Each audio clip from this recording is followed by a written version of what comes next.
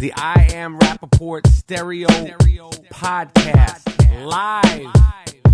You down with Rapaport? Yes, I am. You down with Rapaport? Yes, I am. You down with Rapaport? Yes, I am. You down with Rapaport? Yes, I am. You better tune in, IamRapaport.com. Cause every single podcast, you know he drops bombs. I seen him on set, a seasoned vet with true talent. Catch him on his way to CrossFit, rocking the New Balance. He asked me to do the track cause he know I rhyme elite. But I'm just waiting for the Robert De Niro line of the week. Breakfast of Champions, toasted bagel, cream cheese and lox. This is I Am Rapaport, the show never stops. You might catch him out in public, stretching his knees. But if you don't listen to the show, yo, wiggle please.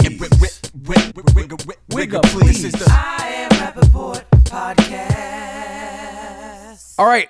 It's the I Am Rapaport Stereo Podcast. We have a super-sized Super Bowl edition of the I Am Rapaport Stereo Podcast. Me and GMoody are going to do our thing. And we have two special guests because I told you it's a super-sized Super Bowl edition of the I Am Rapaport Stereo Podcast. We have Chicago Bears tight end Zack Miller, who of course took that terrible injury midway through the season, made the catch. They jerked him on the touchdown.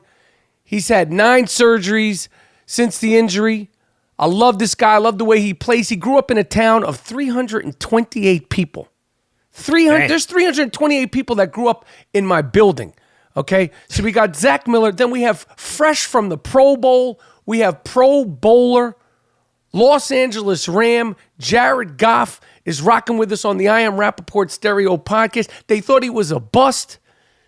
They thought he wasn't going to be crap in the NFL. Well, he just got back from his first of probably many Pro Bowls. He doesn't like to talk crap, so I did the crap talking for him. It's the I Am Rapaport Stereo Podcast. Me and GMoody with special guest Zack Miller and special guest Jared Goff, Miles Jordan.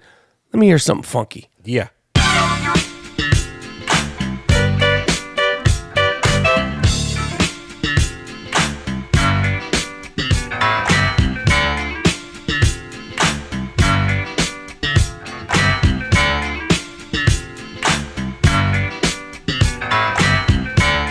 Yes, that's nice right there. That's a nice beat to start the show. Oh, that's real nice. Yes, no doubt. Yes. Oh, that's a Moody beat. It's real funky, real smooth. Of course. My name is Michael Rapaport. If you've never listened to the I Am Rapaport Stereo Podcast, I'm here with the co-host with the most, 3-time podcast co-host of the year, Mr. Gerald Moody. They call him GMoody. Yes, indeed. What's good? Everything's fantastic. As I told you, we have a super-sized Super Bowl edition of the I Am Rapaport Stereo Podcast. Something to get you through all the Super Bowl festivities. You can listen to us morning, day, and night. We're here. Have no fear. The I Am Rapaport Stereo Podcast is here. I mean, let's just jump into it, man. Yeah. I think the inevitable is going to happen. I haven't been paying attention. I've been talking about this. I have no dog in this race. Obviously, I can't stand the fucking New England Patriots. I can't stand them. I can't stand Tom Brady. Bill Belichick flew into Minnesota with some kind of rickety-raggedy... did you see his hat? He had a fedora on, and it's his father's. My man, listen, don't try to play the sentimental card with us. Yeah, you've been a prick for 20 years straight, okay? We don't care about your fucking hat. I'll tell you something, Bill Belichick. You look dumb. Yeah. Your hat look dumb, okay? Your outfits look crazy.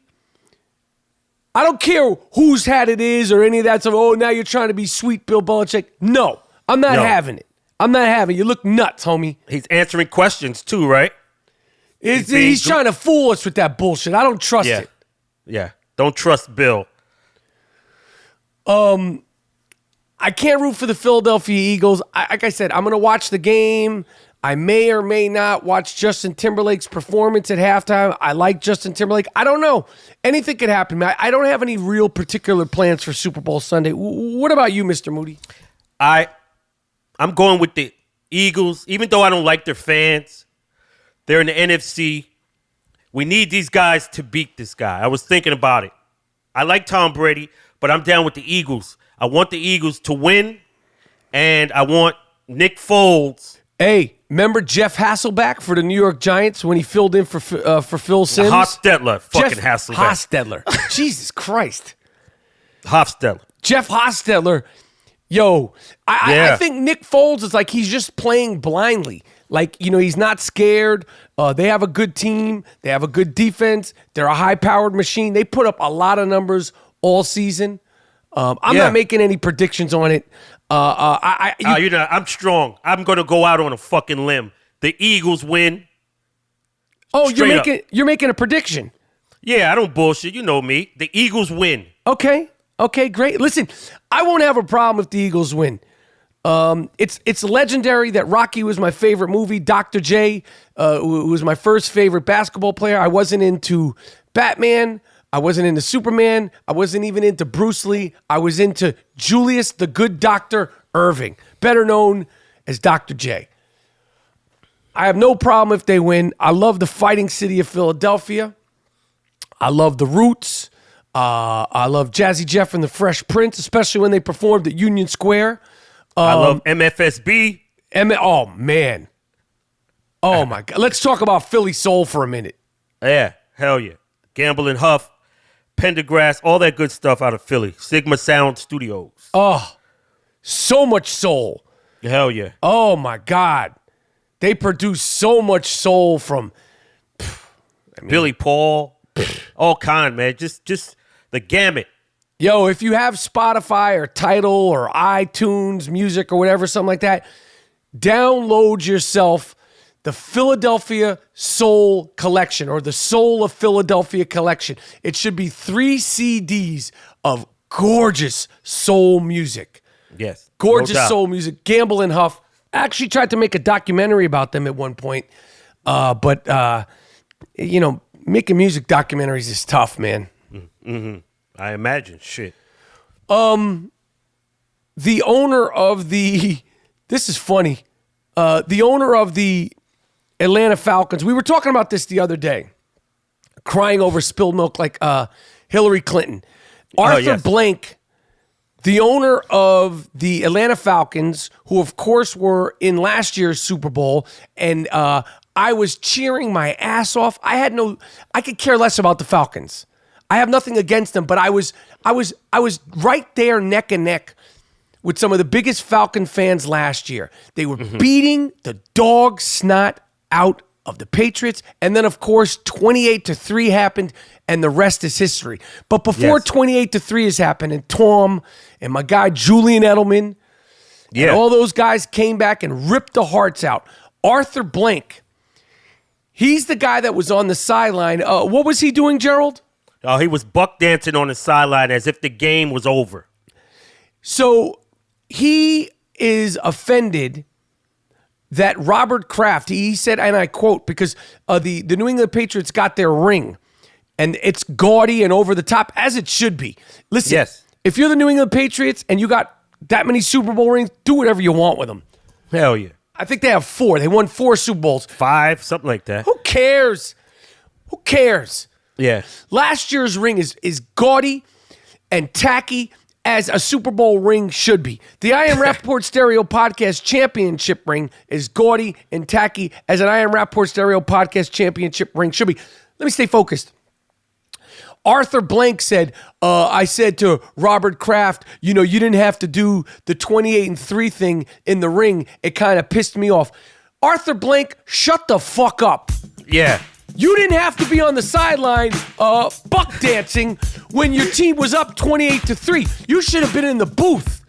Okay? Yes. You probably distracted your players on the Atlanta Falcons. They didn't know what the fuck you were doing. Get your ass in the booth. Okay? That pissed you off that he put the 28-3 thing in there. Listen, motherfucker. You shouldn't have lost 28-3. You should have been eating a hot dog, being humble, drinking a beer, and minding your own business instead of dancing around on the sidelines like an old freak. Yeah, with his umbrella. He had a little fucking umbrella. The game ain't over, Duke. Get back up in the motherfucking suites. You jinxed him. You jinxed them, and now you're upset because why are you even worrying about their ring? Why are you even looking at their ring? Don't mind their ring. And this is coming from a guy who can't stand the New England Patriots. I can't stand them. But Arthur Blank, you shouldn't say shit. This would be like Hillary Clinton, like we were saying the other day. I voted for Hillary Clinton. I was Team Hillary. I was she's with me, all that stuff. Now it's time to move on. Regroup. Get the next person who's running ready. And go about your business. You can't keep crying over spilled milk. Let the other people do that. Arthur Blank, that's not your business what the ring is. Why are you looking at the ring? Get your ring. Get your own ring. Mind your business, Arthur Blank. You guys fucked that up. Okay? Yeah. I'm glad they got the ring like that. Good for them. Speaking of the Patriots and Tom Brady, we mentioned it the other day. You know, he has his new Facebook, Tom versus time thing, as he should, man. Yeah, it's like a love ballad to himself. Yeah, listen, he's entitled to do all that stuff. You can't knock the hustle. You can't argue. It's Tom Brady. He's promoting himself. You know, this is going to come to an end at some point, and do your thing. I don't like it. But I can't argue with it because he's the best. It's just right. He's entitled to do whatever he wants. That's right. We said that apparently there's been a New England Patriots fan, and particularly Tom Brady fans. They watch this Facebook documentary that Tom Brady's put out as if it's a porno. They're so captivated and seemingly turned on. Yeah, they love that guy. Now, I love Eli Manning. And I like Phil Simms. I love Bernard King. I mean, you were a humongous Bernard King fan for the Knicks. But we never wanted to fuck these guys. I never wanted to fuck Bernard King. I mean, Lawrence Taylor was about as big and as electric as a sports star was in New York. I never thought twice about wanting to fuck Lawrence Taylor. Even Derek Jeter, he's handsome, he's mild manners, he's got the eyes, he's perfect, he's 6'3", he's fat. It didn't cross my mind. Yeah, they got a love affair with Tom like that's no other. I've never seen anything like this. Some freak, he's saying he's Tom Brady's biggest fan. Some freak named Michael Kaplan, he spent a week trying to live like Tom Brady, eat like Tom Brady, dress like Tom Brady, eat the avocado ice cream, be a vegetarian, be a Yo, Michael Kaplan, look up. Yo, you still look like shit. You don't look like Tom Brady. Okay, your wife don't look like Giselle. Yeah. Your teeth don't look like Tom Brady's. Them shits are green. You're not Tom Brady. Let Tommy live, Michael Kaplan. Yeah, and let me see you, if you want to be Tom, let me see you throw a ball. Can you even throw a ball? Can't do shit. These guys are crazy with this Tom Brady stuff. I mean, they go too far with it. He's football's Farrah Fawcett. Golly. I mean, I said earlier that I love Dr. J. It never crossed my mind to want to fuck Dr. J. These fans, and I'm not talking about the women, people. We're talking about the guys, the Boston fans, the guys. They want it. They're sexualized Tom Brady. It's nuts. I mean, even Joe Montana, he was handsome. He had the dimples. I think he won 3 Super Bowls or 4 Super Bowls. As you could tell at the I AM Rapaport Stereo podcast, we don't fact check. Nope. Nobody was walking around trying to stuff Joe Montana. You wear his jersey. You're inspired by him. You keep it moving. These Boston fans are nuts with it, man. Ryan Shazier, who suffered that scary injury earlier in the season, just left the hospital, was able to walk. Obviously, he's got a long road of recovery. I'm so happy to see that. He posted, it's been all over social media. He's the Pittsburgh Steelers linebacker. That was just scary. Don't come back. Oh, I don't think he's coming back. I don't think he's coming back. I mean, that was a terrible injury. We got my guy Zack Miller, another player this year. I mean, the NFL was a lot of big injuries for a lot of big players. He suffered a non-contact knee injury on the show that was frightening. He's had 9 surgeries just to get back in the recovery because at one point they were talking about amputating his leg. And we talked to him. I have him on the I Am Rapaport Stereo podcast, and I'm just happy that Shazier is back. And Zack Miller is sharing his story because that was crazy. And I was watching that game, and the crazy thing about the Zack Miller touchdown is that he made the catch. He absolutely, positively made the catch, and then they reviewed the play and took the catch away from him. Those fucking referees. Damn. Bullshit refs, man. And they're looking at it on the replay, and they still screwed it up. You could tell that he made the catch. And his leg got messed up. Give the fucking guy a touchdown and 3-point bonus. Yep. NBA. Okay, now it's a rumor circulating, and I have to blame LeBron James. I'm trying to be fair to LeBron James, and I'm trying to be less biased with LeBron James. I woke up the other day with a rumor saying that LeBron James, this is all over the news, would consider joining the Golden State Warriors if financially it made sense. Basically, if they could pay him what he wanted to be paid, which is the most money of an NBA player. And obviously everybody went into a shitstorm. Mm-hmm. LeBron James, what the fuck are you doing? What are you doing? You went to Cleveland, to Miami, back to Cleveland. This is the NBA. This is not duck, duck, goose. This is not capture the fucking flag. You stay on the team, okay? You don't just leave when the chips are down. You're still probably the most dominant player in the league, if not top 2, top 3, top 4. No. You're LeBron James. You're all that in a bag of chips. You want to be like Mike. Why you keep changing teams? And why would you even consider putting it out there that you would possibly join the Golden State Warriors? And this is what it is, Gerald. The fact of the matter is this. He knows that every time he says something, people like me at the I Am Rapaport Stereo podcast, all the pundits, this one, that one, Twitter, they're going to eat it up. Yeah. And my question is this. LeBron James, you want a little attention? You need a little attention? Okay. Well, I'm here. I'll give you a little attention. Instead of worrying about what team you're going to go to, okay? Why don't you worry about finally shaving your fucking head? Why don't you do that? It's a distraction. You know, everybody's worried about Kevin Love. It's a distraction. Isaiah Thomas, it's a distraction. Your fucking balding head, that's a distraction. You need some attention? Head, shave your head. You did it last year after you lost in 5 games. You looked fine. Shave your fucking head. You want some attention? I'll give you the attention. Yeah. Shave it. Shave your dome, man. I don't understand it. Why would you even put that out there in the world? He does it to play around. Are you bored? You bored? What's the problem, man? He's a free agent, Rap. Yo, Cleveland is going downhill. He's a free agent after this year, so he's exploring his options. I don't think he's going to go to the Warriors. I say go to San Antonio. That would be good. Kawhi Leonard. Bring them a chip and then retire. Listen, do something, but why not? Why does he have to leave, though? Why don't you stay in Cleveland? You're from Akron. You love the city so much. He brought him a championship. Okay, so bring him another one. Why you got to keep leaving teams? Yeah, because he gets championships. He ain't playing till he's 40.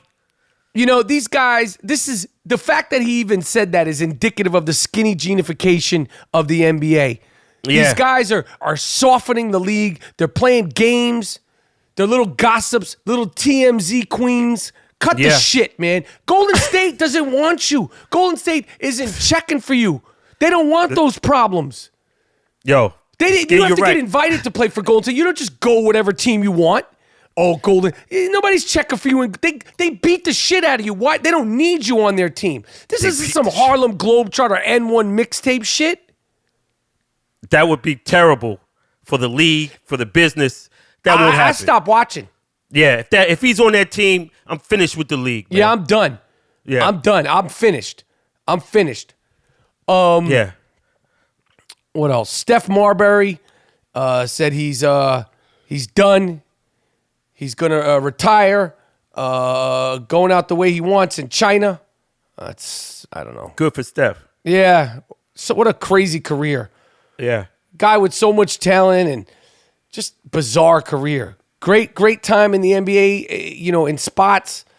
Obviously, great high school career, quick college career, and then wound up in China, got statues, got sneakers, and all that. And I don't know, I guess he doesn't mind having his life in China. Good for him. Yeah. All right, let's get into this. Told you. Supersized Super Bowl edition of the I Am Rapaport Stereo Podcast. Not one, okay? Not one. Two guests. Two NFL beasts. All right, coming next on the I Am Rapaport Stereo Podcast. Love watching this guy play. We love watching him his whole career. Zack Miller, tight end from the Chicago Bears. Grew up in a town, 328 people. I had 328 people probably in my apartment building in New York City. Probably more than that. He had the whole town just 328 people. Okay, Zack Miller on the I Am Rapaport Stereo Podcast coming up next. All right, brand new Buttersoft I Am Rapaport Stereo Podcast t-shirts are available at store.barstoolsports.com. We are introducing the very first Stickman Hall of Fame t-shirt. Oh, it's a thing of beauty. It's Buttersoft, the Stickman Hall of Fame t-shirt. Go to store.barstoolsports.com now.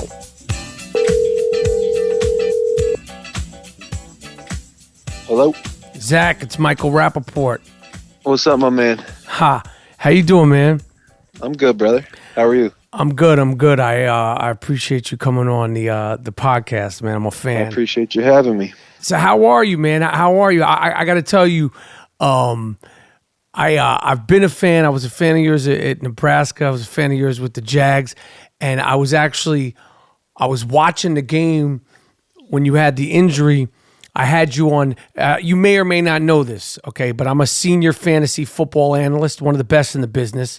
And I was watching you, the game that you took the injury. What's been going on since then? That was a nasty one, huh? So it was pretty nasty, man. It was wild. And it's crazy. Now when we look at it, we know the injury happened, but it took, like, at first, I don't even think the commentators saw that it was a real injury. I think we noticed you were injured after you were laying on the ground, but it wasn't obvious to the naked eye at first. Yeah. It's just a freak thing, man. The way I landed when I came down, my heel got stuck in the turf and there was no give. Everything, and I didn't have much pain when I went through it. I think I was probably in shock a little bit. I knew I had some type of injury to my leg. Obviously, I didn't know how nasty it looked, but it was crazy because I was pretty calm going through the whole thing. And then when we got in the back into the locker room and I could feel my leg just start to swell up and fill up with blood, started to lose a little bit of feeling. Then I kind of went into panic mode. But it's been a crazy shoot. I'm almost going on 3 months now. I've had up to 9 surgeries, so I just had hopefully my 9th and final surgery a couple weeks ago. So I'm healing up on the mend. Jesus. So 9 surgeries on just this injury? 9 surgeries just on this one, bro. So obviously with the artery, when I severed that artery, heart rate was up, obviously in the heat of the game, and I was losing a ton of blood, and it's called compartment syndrome, basically. So it's just blood leaking into my leg, and the pressure was so great they had to cut both sides of my calf from like my knee down to my ankle. I got incisions that are probably a foot long or so, just to relieve the pressure. So the majority of those surgeries were to close that back up. I had, I think, 7 total to get my leg closed back up. I got you. 1 total just on the knee. So I just had that one, 2 weeks ago, went down to Dallas and had that fixed. So it should heal up fine and see what happens. Man, so where's your body at now, like in terms of your leg and just like what is your mobility and your functioning where you're at now 3 months after the injury? I'm back on crutches now. I was walking for for a month in between there prior to getting the knee done. I was walking. With no which crutches. felt great. With no crutches. They wanted me to get my strength up, kind of build the strength up around my knee before I had that surgery, just to help with rehab and whatnot. But I'm back on the crutches for at least another. I think I got 3 or 4 weeks with these damn things before I get rid of them, and then really kind of kick the rehab up. And right now I'm kind of in the time of just letting stuff heal up. But it's good. It could have been it could have been far worse. Now, this whole thing about at one point they said that you could have had your leg amputated. Is that true? And was that ever articulated to you? Like, what is the reality on that? Yeah, that was very real. And in hindsight, when I woke up from the surgery, they kind of explained how close we were. And they were talking. The word I got from them was, we're minutes away from having that happen. Which just because I think that surgery took upwards of maybe 6 hours or something like that.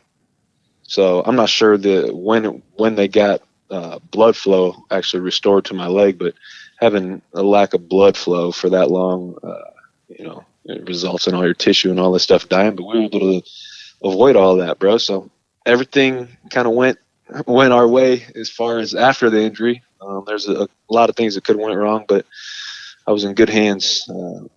Thankfully, I was down in New Orleans and not somewhere up in like Green Bay where I would have had to, go somewhere else to find a top-notch vascular surgeon. So I was in good hands. So they told you that after the surgery about the possible amputation.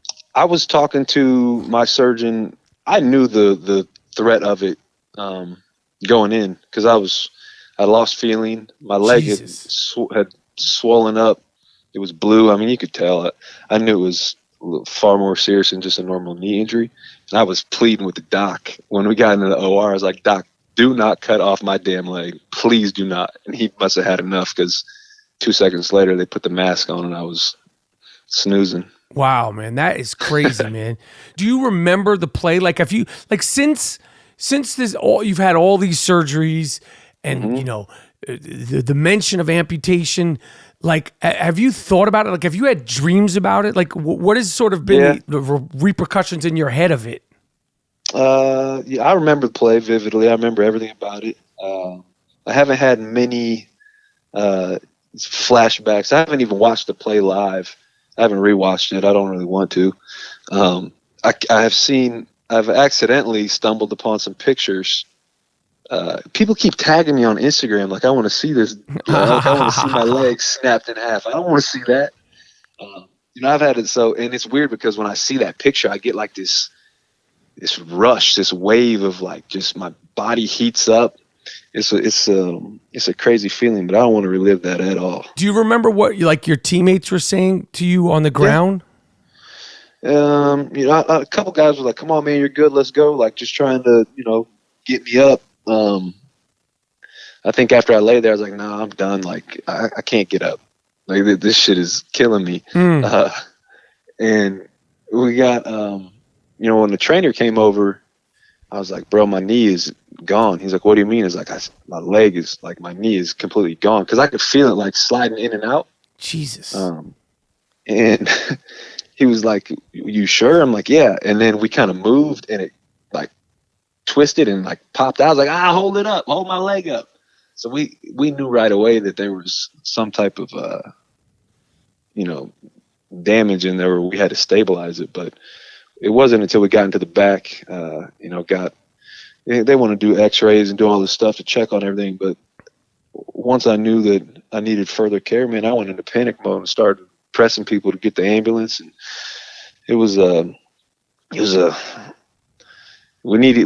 time was of the essence. And at first we weren't hurrying. So I started to get a little worried. And then, people started to help me out, got me in the ambulance. We had a decision. The ambulance that is there at the stadium was contracted to go to another hospital, which is like 30 minutes away. And one of the trainers that was with us, one of our assistant trainers, was like, "No, there's a level 1 trauma center." He pulled it up on his phone. Actually, he was arguing with the EMT because they're trying to get us to go to this hospital like 30 minutes down the road. And he was like, nah, F that. We're going to the one that's 4 minutes away. You take us there. And that actually ended up saving my leg. Wow. Have you gotten this trainer dinner yet? Yeah, man.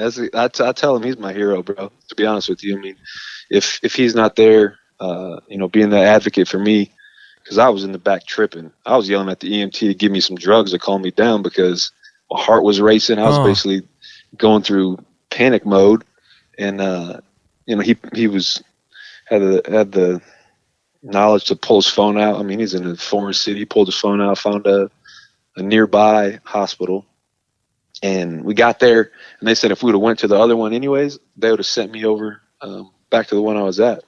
So that'd have been another hour or two. Jesus Christ! Well, no leg at that point. That's crazy. What has been the response from players in the league? Because this year, as you know, it's been so many major injuries to so many major players across the league. I mean, I don't know statistically if it's more or less, or maybe it's just because the Ryan Shazier and Aaron Rodgers and JJ Watt. Like, have you gotten obviously your teammates, but like the rest of the league, have you gotten calls and stuff from other players? Yeah, that's the coolest part about it, man. Just the fraternity of what this is. A lot of guys hit you up, and it's social media plays a big role in that because really now everybody's well connected, throughout the world, throughout the United States. But the outpour of love has been unbelievable. Even there when I was down in New Orleans, Coach Payton came over the next day. The tight ends from the Saints stopped by. One of my really good homies is Maurice Jones-Drew. And he flew in and hung out with me for a couple of days and surprised me, so that was pretty cool. But I got a number of messages from a lot of different guys, but really throughout the world, man. Bears fans are crazy too, so there's been a ton of people reaching out and praying for me and, really keeping my spirits up. Have you even started thinking about football, like in your future? Like, where have they talked about that? Like, where are you at with that? I mean, listen, you call me crazy. This is what I do, bro. Right. I've done this for so long. And if I got the opportunity to lace them up and let this thing rip again, damn well I'm going to do it. And everything I've had up until this point has been, hey, when it's all healed up and ready to go do your thing.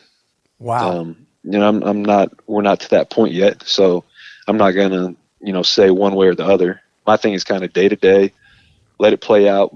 But in my mind, I'd love to get back on the football field, whether that happens or not. I can't control it at this point, but if that opportunity arises and my body gets back to being able to play the game, let's go do it. Absolutely. I hope you get a chance to get back out there. You have two small kids, right? Actually, I have three. We just had another one 6 months ago. So, kids, especially their dad, they don't care if you're injured, tired, sore. How are you keeping up with your kids? You got crutches and surgeries, obviously they're sweet kids, but how are you keeping up with your kids?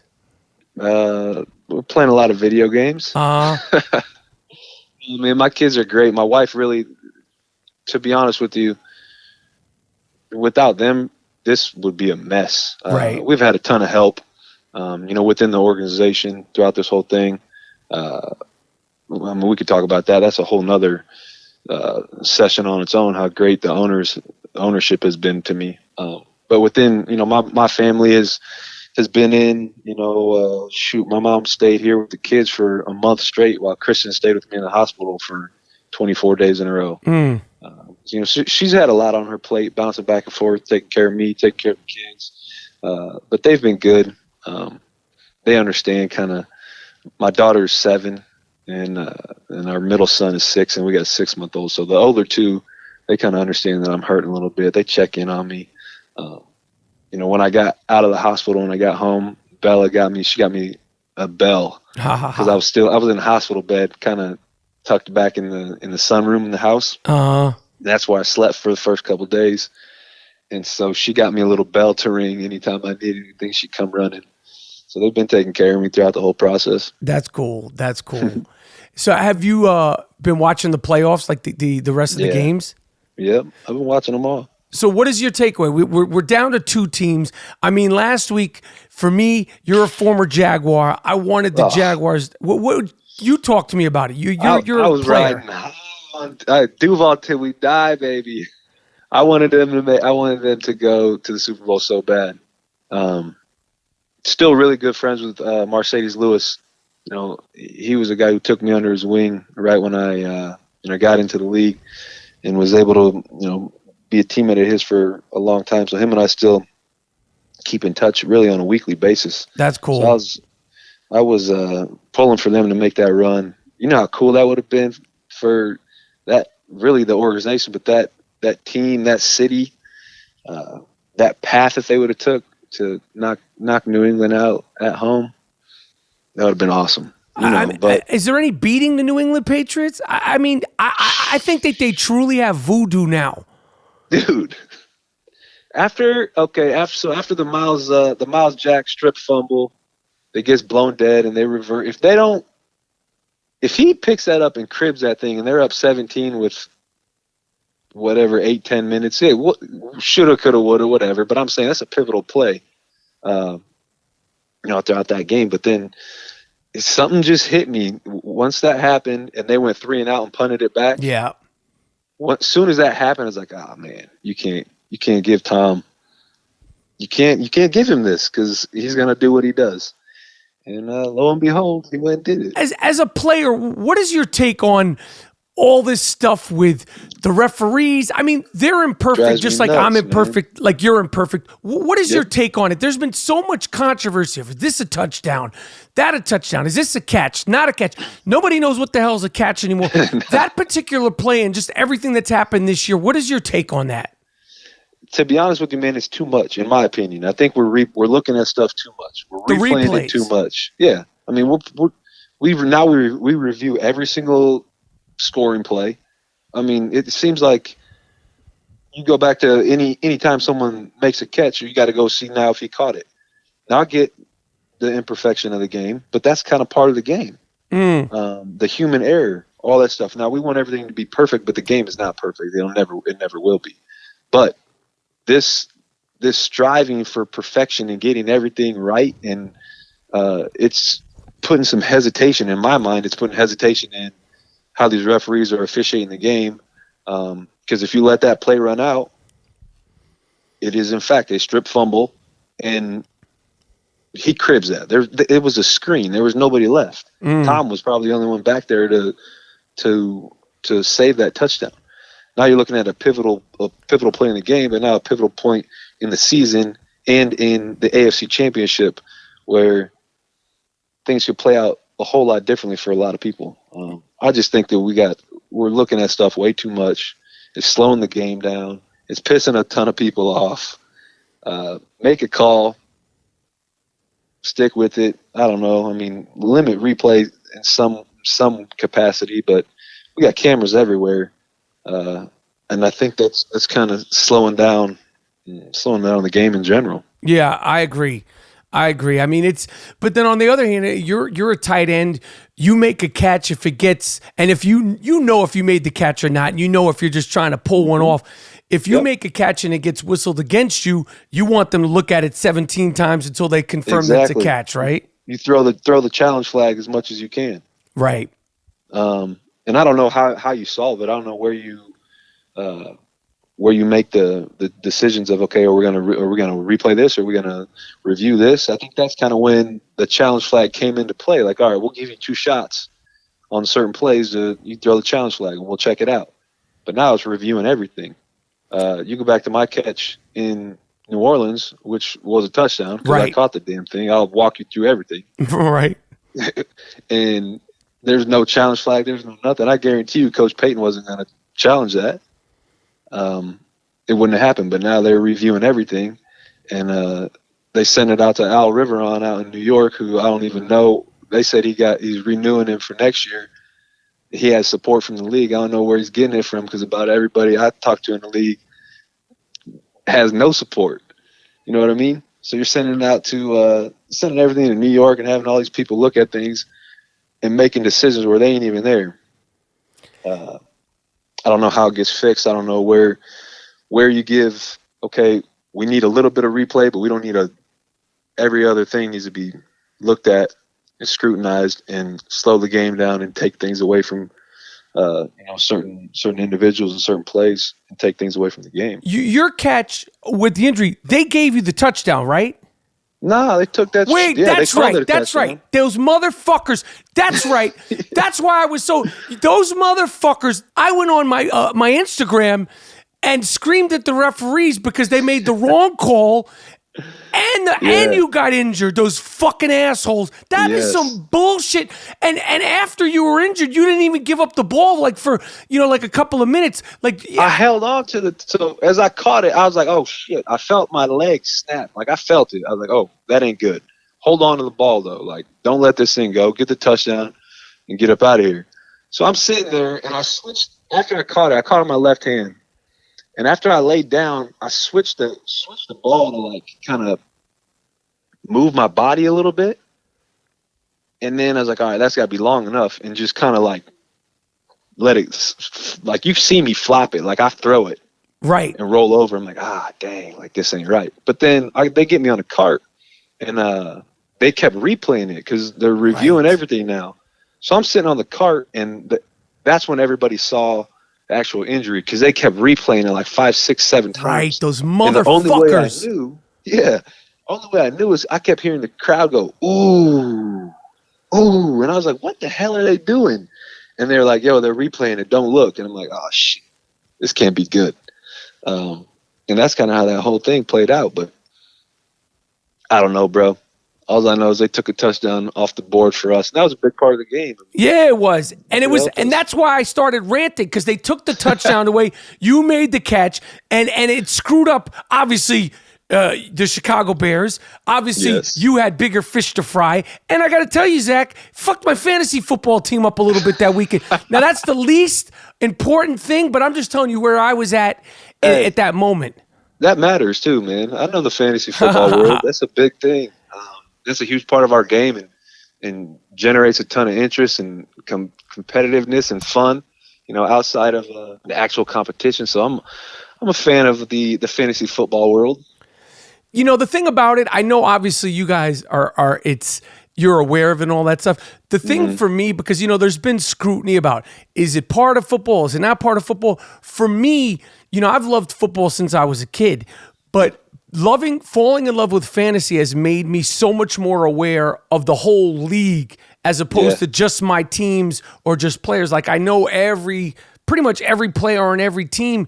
I'm aware of them because of fantasy.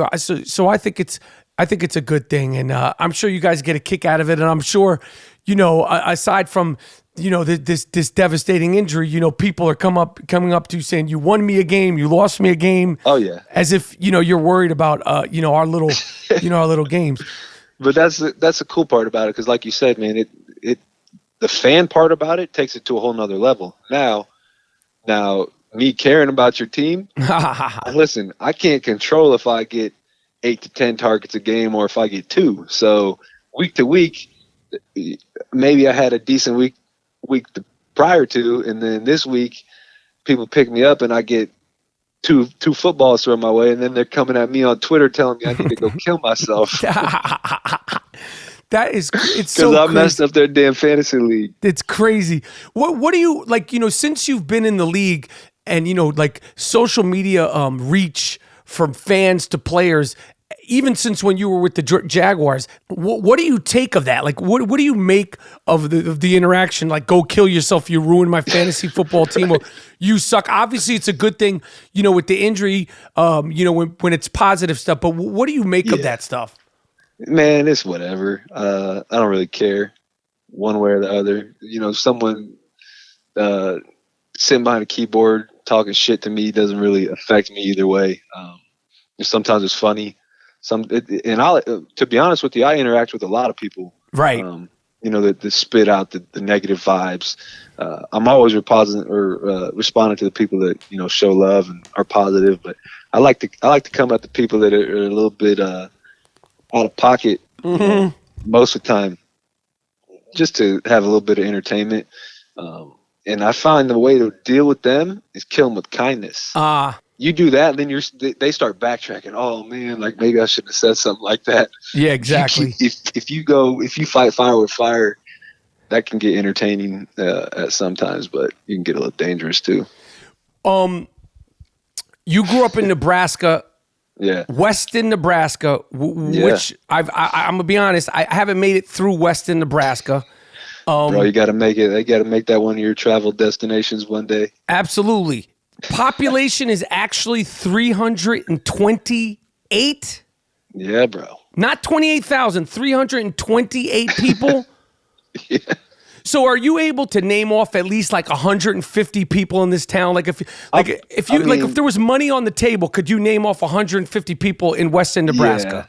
Yeah, I probably could. Especially from back when I was growing up there. My mom and dad still live in the same house that I grew up in, so that was home, bro. And it's like a little village. We ain't got no stoplights. We got a post office, a bar. All the essentials that you need, but that's about it. But do we got like a Starbucks? Like, what are we talking about? Hell no. Starbucks. I don't know if half the people in my little village have even heard of Starbucks. So we got nothing. We got a gas station. Okay, so if I come over to the Millers, okay, I'm in Weston, Nebraska. We're chilling, we're hanging out. You're showing me around town, and I'm like, yo, Zach, I need to get a Starbucks. How far away is the nearest Starbucks? Like, real talk. Like with 15 minutes, a half an hour? Like, are we off the grid? Do we have cell service? Depends what you rock with. Because if I got AT&T, and let me tell you, I got issues every time I go out there. Every time I go back out to my parents' house, I lose signal. But Omaha, Nebraska is home for my wife and I, for our family in the off season. So that's where we kind of stay at. When we got downtime, but when you get back to... And that's a city. Omaha's like a big city. Yeah, Omaha is the biggest city in Nebraska. I don't even know what the population is. I think with probably the surrounding metropolitan areas, maybe like 800,000 or something like that. Okay, that's like my block in New York City, but I got you. Yeah, right? So if you need an actual Starbucks at Omaha, so you're looking at probably 30-minute drive to get there. Yo. But if you need some bootleg coffee, we could get you that down the street. Just about 7-mile drive, which that's where I went to high school at, in a little town called Wahoo. Okay. I had to drive to go to high school, so. All right. Well, I gotta make sure I pack all my necessities when I come out to Weston, Nebraska. Yes. So you played basketball in high school, and like, how good a basketball player were you? Because all the, like, whether it's basketball players who played football, Allen Iverson who played football in high school, Terrell Owens swears he could have been in the NBA. All you guys in high level sports, whether you're a baseball player, a football player, a basketball player, obviously you dibbled and dabbled in other sports, and I have to assume just the athleticism, each one of you were good at other sports. How good of a basketball player were you? I was pretty good. The basketball was actually my first love growing up. Just hooping all summer long. I mean, you can play basketball pickup games left and right. It's hard to play a pickup football game, you know what I'm saying? So basketball was kind of my first love as far as sports go, but we had a really good team growing up. Really throughout junior high and high school, we won back-to-back state championships.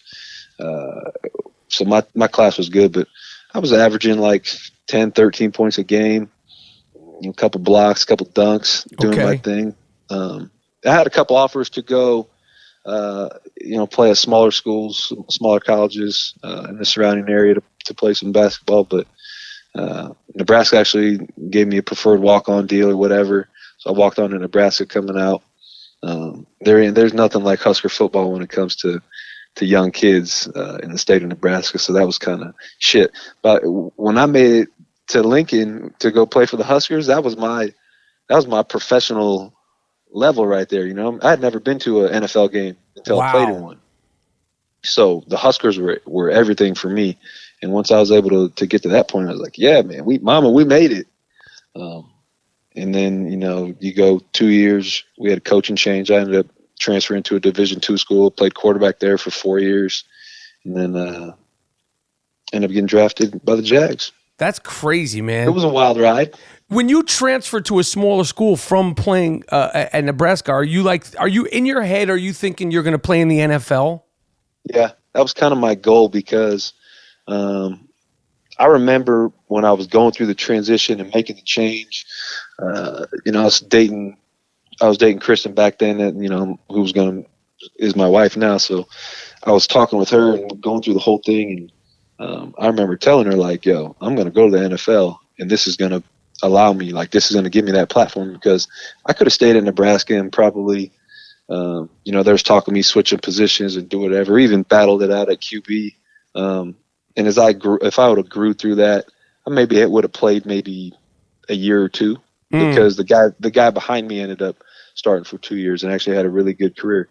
But for me to make that change, I was able to be on the field, showcase my athletic ability, and do all these things for a number of years, and really kind of gave me that opportunity to get into the league. That's dope. When you look back at your career, what is your "oh snap, I'm playing in the NFL" moment?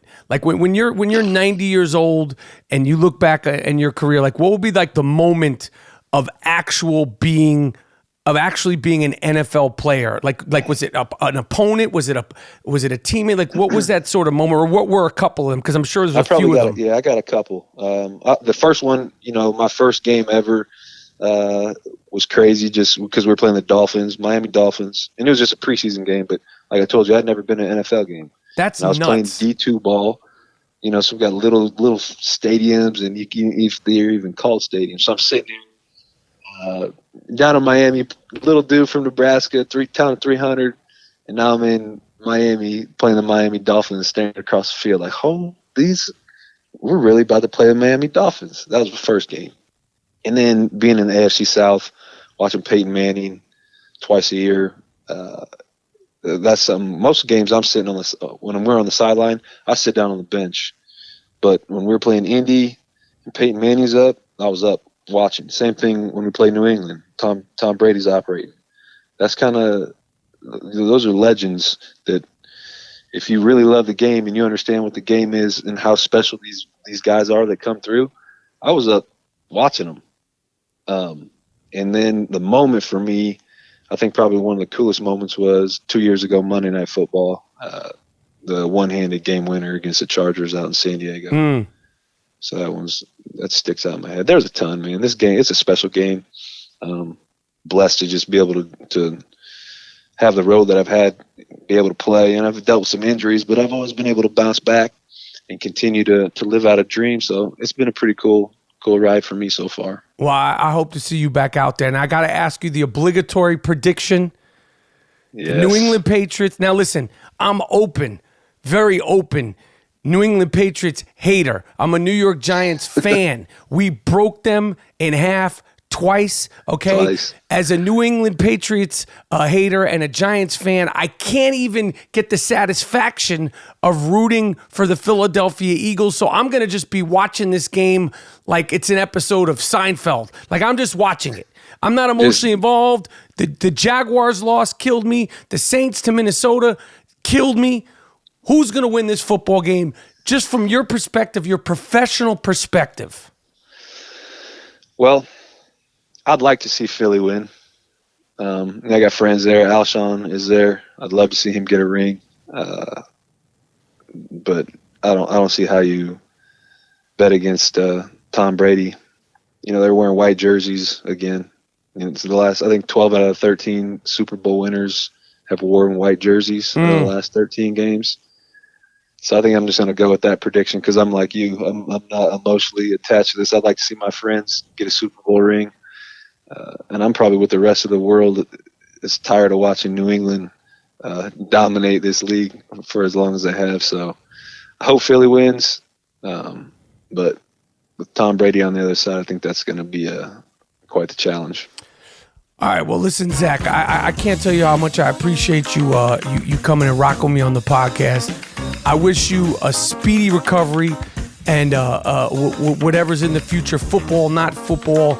I wish you healthy success and I would love for you to come back on the podcast. I'd love to meet you sometime in Weston, Nebraska, or in Omaha, Nebraska, or in Chicago for a game next year.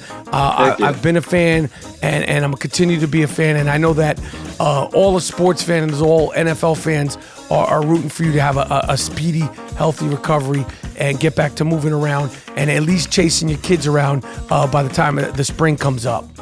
You got it, man. I appreciate you having me on. I appreciate it too, man, and I'll talk to you soon, Zach. Yes, sir. Keep in touch, all right? Absolutely, you too. All right, later, brother. All right, cool. All right, that was Zack Miller, tight end, Chicago Bears. I really appreciate you taking the time to come and rock with me. Big fan. Want to see you on the road to recovery in whatever state that is. Whether you play ball or not, good dude, good career. If he gets back on the field, fantastic. If not, yo. He did his thing. Did your thing. Zack Miller, I Am Rapaport Stereo Podcast. All right. Monetti. Yo. Listen, I took this guy on a helicopter ride last summer. Okay? Jared Goff. He was 0-7 his rookie season. The LA Rams were abysmal. Okay? And I remember I did this thing with Red Bull, and I showed him around Los Angeles in a helicopter.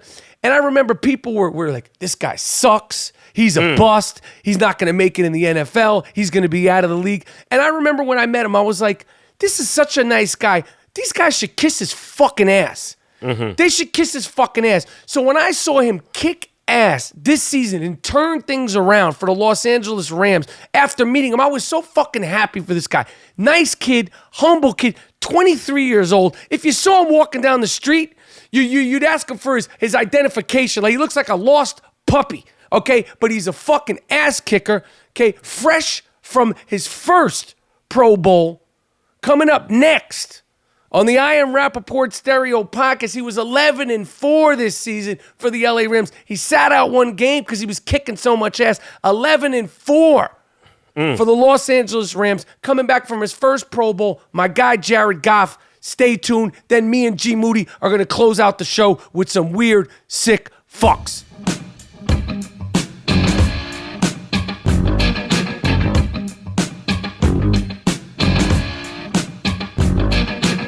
The I Am Rapaport Stereo Podcast got a fucking quarterback in my house.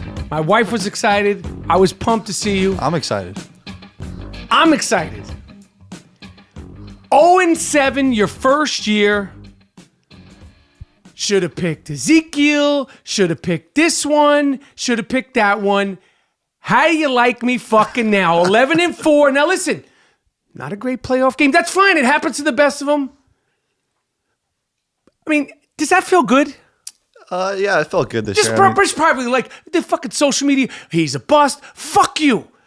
I really never like. I'll do it for you. Yeah, sure. Fuck you. I'm a bust. Kiss my fucking ass. Should have picked Ezekiel. Should have picked who else? Who were the other one? Who was the Philadelphia quarterback? Carson Wentz. Should have picked this one, that one. I'm gonna be out of the league washing cars. Kiss my fucking ass. Jared Goff, 11-4. Yeah, I need to bring you around with me more. I'll do it. Yeah. Because you're mild mannered, you're chill. You can't talk that way. No, and to be honest, I knew I only played 7 games, and I really wasn't like. I'm like, I haven't even done anything yet. I haven't even had a chance to like really prove myself truly. And then this year coming in, I got the whole season under my belt, and I'm like, all right, now we roll. Like, now we can do our thing, and back to how I normally feel.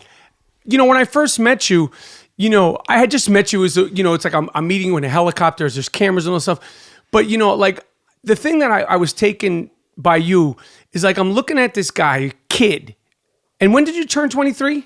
October. You just turned 23. Just turned 23, yeah.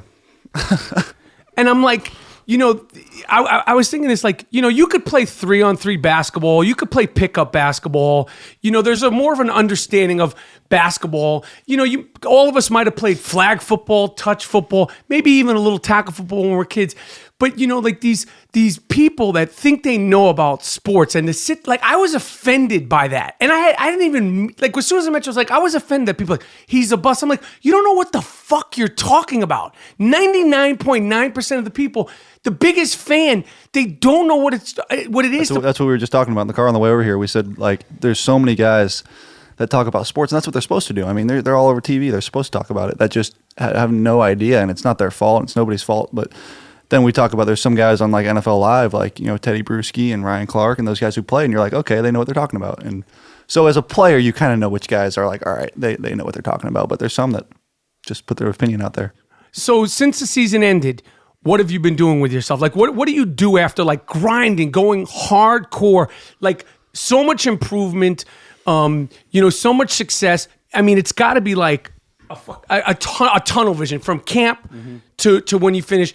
Obviously, you guys came up short against Atlanta, but like, how do you sort of decompress? It was tough. It was a tough loss. One that we wish, we felt like we had such a good team this year and felt like we should still be playing, to be honest. But unfortunately, like you said, didn't play well when it mattered and didn't get it done. But yeah, the last 2 weeks, just been chilling. Took some time off.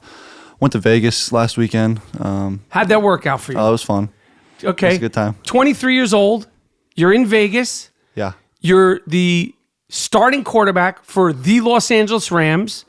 I don't know what that's like. I'm a married man. I'm 47. That's out of my world. Can you just share me? Like, do you get into clubs free? Did you party? Did you go to the pool? Just give me some insight to what it's like to be a 23-year-old starting quarterback for the Los Angeles Rams. You go to Vegas after an 11-4 season. I mean, a lot of people probably made a lot of fucking money off you. Yeah, in Vegas. right. No, I so Andrew Whitworth was out there, my left tackle, and had invited me. His family was out there, so brought my buddy Patrick here, and we went out there and played a little golf. That was fun. Just played a little golf. Played a little golf. Okay. We gambled a bit. We are 23 years old. We can gamble. Gambled a bit. Played some blackjack. Lost a lot of money. Went out to where did we go? We went to XS in the Encore. Now, if people don't know who you are and you show up, you got your hat on, you got your sneakers on, you got your jeans that probably aren't even as expensive as my jeans. Probably not. No, you got them on. These are probably $200 jeans. You got designer on? I'm not going to say that they're designer. I'm not going to say they're not. I'm just saying you show up like that and they have no idea who a football they're like, I need an ID, asshole, right? Like, I mean, no, we got taken care of. And I'm buddies with the Chainsmokers DJ group, so we got to hang out with them a little bit, and it was a fun weekend. It was fun. It was good to kind of decompress and go out there. And sure, you walk around, some people know who you are, but for the most part, we were left alone and had a good time. How does your body feel after a season of football? Like 16 games in 17 weeks. It's your first full season as an NFL player. Like, does your body sort of like, are you like in a sort of tight mode the whole time? Like, how do you sort of like your physical decompression? Because you got dings and elbows and twitches and all this stuff during the season. There's always something that hurts. Yeah, I think you always got something. I think, every week you kind of got a little ding here, a little ding there. I had some stuff during the year dealing with, but so does everybody. And I actually felt good after the last game. After the Atlanta game, my body felt good, and I was kind of like, "Damn, I want to be beat up. I want to be banged up. If this is gonna be our last game, like I'm done now. I got nothing but time. I want to be banged up," and I wasn't. I felt good, and like I said, feel like we should still be playing. But no, I felt good. Body feels good. I haven't really worked out much since the season. I've taken a couple weeks off. Played some golf, so I'm a little sore from golf. Besides that, I'm good. I'm a terrible golfer too. And are you? Terrible. You don't have this because you got such a pretty touch with you get nothing, no touch with the. I'm bad. I'm getting better though. But why are you even playing? For golf? You love it? It's fun, yeah. No, and I want to get good so I can, play competitively, like with my friends. Not obviously competitively. They're better than you. Oh yeah. Okay, you beat his ass in golf. I played in the Tahoe tournament last year. I don't know if you know about the ACC championship up in Tahoe. Barkley almost beat me. You shouldn't say that publicly. Just delete that. No, it's Charles Barkley is like notoriously like one of the worst golfers. I'm telling you, dude. It was a 3-day tournament, and through 2 days we were close. Third day I pulled away from him, but through 2 we were close. There was like 120 people there, and I think I came in like 118th. It was bad. Al Michaels was with me. He beat me. Jesus. When you grew up dreaming to be a quarterback, and now you actually are. I asked you this when I first met you, like, what's your first moment when you were with the Los Angeles Rams? You were like, "Holy shit!" Like that you remember, like it was on the field or in practice. As far as like, just like, yo, I can't believe like I made this, because I imagine in your head you had been dreaming about this before college, before high school. Like this is your passion. Well, I think off the field, the first press conference in LA came out, get drafted, and that's a whole whirlwind, the whole draft process. You get drafted, and it's like, okay, shake Roger Goodell's hand, and you're off, and you do media for like 3 hours. And like, so I had no idea who was getting drafted. I had no idea. Afterwards. I had no idea about the whole Tunsil thing with Miami. Right. I was like, why is he? That's crazy. So I had no idea. And he keeps, I'm like, why hasn't he gotten drafted yet? So I'm doing all this media, and then you get on, and then, the next morning you wake up at 6 a.m., get on a plane out to LA, and you land and you're in a press conference. So and it's just a whirlwind. The press conference was like the first time when I was like, holy crap, like, guys that I've watched on like PTI and like, Around the Horn are there, and I'm like, holy shit, like I'm talking to all these guys, and then on the field, probably, training camp is fun, but it's still practice. I think, we were playing the Dolphins was my first start, and Ndamukong Suh and Cameron Wake sandwiched me like bad. There's a picture of it online where my like chin straps up in my nose, and I remember I had Gene Steratore as my ref, the guy this year that used the index card. Yes, he's the best. He's awesome. He was the first ref there, and he was super awesome, super nice. It was my first start, and I remember I rolled out left, and I was coming, and I like stopped and came back to the right, like you should never do, and just got absolutely demolished. And he goes, "Hey, if you go one way, don't cut back the other way." He said that to you, yeah, like just for your own safety. Yep. And I was like, "Yep, you're right. No, you're right." When you're playing, finally playing in the NFL. Is it well apparent? Obviously, you're going through this in practice. Is it well apparent the size and speed of an NFL player is like that increases? It dramatically? The windows just close so much faster. It's just so much more about in my whatever how many games I've played now, 23 games I've played. It's the windows, like the anticipation has to be so much greater with your throws, and like you have to kind of see things before they happen, because you won't be able to really react on time if you're just like seeing people. It's just, you can't do that. You have to kind of anticipate a little bit more. Your coach is 31 years old. Yep. Are there players on the Los Angeles Rams older than your coach? Yeah. So your coach is like essentially like it could be your older brother. Yeah. Sean McVay. Oh yeah. 31 years old. Yep. What is that like? That he's you're 23, he's 8 years older than you. Mm-hmm. You guys both look like ridiculous. Like you look so goddamn young. What was that like? I mean, he was the sort of, your team, the Los Angeles Rams, you and McVay were sort of, and I was talking about it all season because as you know, I'm a senior fantasy football analyst. How'd that go, by the way? Did you win? I didn't win my season. I was going to text you because week 16 obviously is a championship week. You were going to wish me luck? Yeah. I appreciate that. Were you in the championship? I was in the championship, and I lost, and I blame the offensive coordinator of the Jacksonville Jaguars who didn't want to give the ball to Leonard Fournette. If they had just gave the ball to Leonard Fournette, or Mike Tomlin took Ben Roethlisberger out of the game when he should have been resting in the second half of that game, one of those things would have Ben Roethlisberger, a little rinky-dink touchdown when he didn't. Yep. Oh yeah. No. Yeah. That killed me. And right here is where I died. I died right here. But the fact. But who'd you lose to? A bum. Really? Sal Governale and a guy named Richard Christie who picked only Kansas City Chiefs, which happened to work out good for him. Like a bum. I lost to a bum. And this is where it happened. And it happened right in front of that TV. And it was painful. Now you kicked some ass in fantasy. You guys were like a scoring machine. Gurley, you don't have Todd? I didn't have Todd. It wasn't like I had anything against him. So you told me, I remember asking you, said, yo, don't bet against Todd. He's going to be back. Yeah, because everyone was like, oh, we're not taking him in the first round. I would have picked him. This guy is going to, he had like 70 catches this year. If you have him in a PPR league, it's unbelievable. Listen, these are all second thoughts and second. Yeah, I had a guy named DeMarco Murray. No disrespect to DeMarco Murray.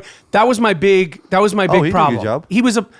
Listen, I'm trying to move forward. You know how like you're trying to move forward from the season? Yeah, this last thing. So I wonder, did my fantasy football championship loss, this is what I really wonder, Goff, did my fantasy football championship loss hurt more than your playoff loss to the Falcons? Like, I'd like to say no. I like to think I took it pretty hard, but from seeing you right here, it might be close. It was tough. So week 16, me and Todd both had a big game against the Titans. Yes. I think I had 4 touchdowns and he had 4 himself as well.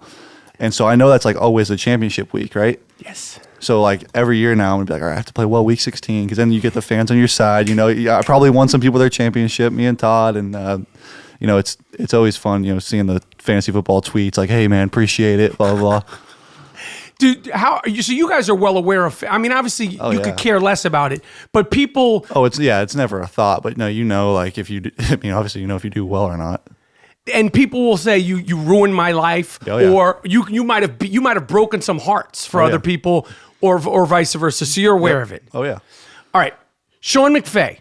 One of the big talk of the season was, and all this NFL access and Hard Knocks and CBS this and Fox Sports that. I really think, obviously you can't do it during the season because it's like you guys are speaking in code. But one of the, we see you training, we see you guys doing this, we see you doing that.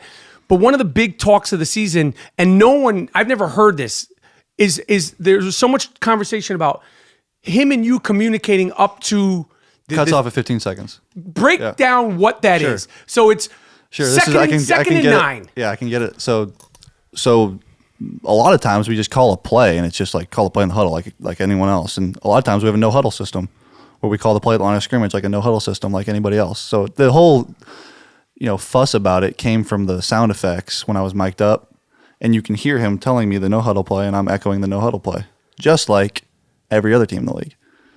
I don't know where it turned into. We're doing something that people called unethical, is what I heard from some people. And like he was sort of cheating out what's going on. We run a no huddle system at different tempos, just like everybody else, and we run plays in the huddle, and we call multiple plays in the huddle sometimes, and I don't think we were doing anything differently than anybody else, but it was good. I mean, there was times where I could have him in my ear. I mean, just like anybody else, up to 15, and get as much information as you want, or as least amount of information as you want. There's times where he's talking, and I'm just tuning them out as well. I mean, it's kind of a fluid process, and we work well together with that. So just walk me through what's being said. Let's say it's 3rd and 7, the whistle blows. You're hearing like what? Be Sean McVay to me. I'm Jared Goff. So what am I hearing in my head? So you want me to give a huddle call or a no huddle call? I want to just know what the hell I'm hearing in my head.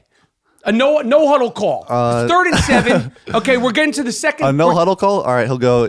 We have a package actually called TMZ.